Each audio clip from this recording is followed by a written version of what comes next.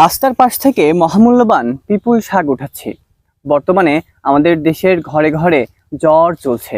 এই জ্বর সারিয়ে ওঠার পরেই শরীরটা খুব বেশি দুর্বল হয়ে পড়ছে। এই দুর্বলতা কাটিয়ে ওঠার জন্য আপনাকে পিপুল শাকের দ্বারস্থ হতে হবে। তাহলে এই দুর্বলতা আপনি খুব সহজেই কাটিয়ে উঠতে পারবেন। এবং যারা ইনসমনিয়া রোগে ভুগছেন, অর্থাৎ রাতে ঘুম হয় না, তারা যদি এই পিপুল শাকের শেকড়ের রস চিনি সহ মিশ্রিত করে দিন 3 বার খেতে পারেন, তাহলে আপনার এই সমস্যা সমাধান হবে।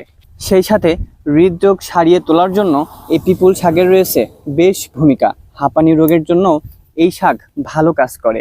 কাশি সারাতে চাইলেও আপনার এই শাকের যে কচি ডগা আছে সেটির রস খেতে হবে। এটি আপনি রান্না করে খেতে পারেন, ভাজি করে খেতে পারেন, ভর্তা করে খেতে পারেন। খুব মুখরোচক কিন্তু এই শাকটি। আমাদের বাংলাদেশের বনাঞ্চল রাস্তার পাশে প্রায় সব জায়গায় এই পিপুল শাক হর হামেশাই দেখা মেলে। প্রাচীনকালে সব থেকে বেশি ঔষধি গুণসম্পন্ন উদ্ভিদ বলা হতো এই পিপুল শাককে।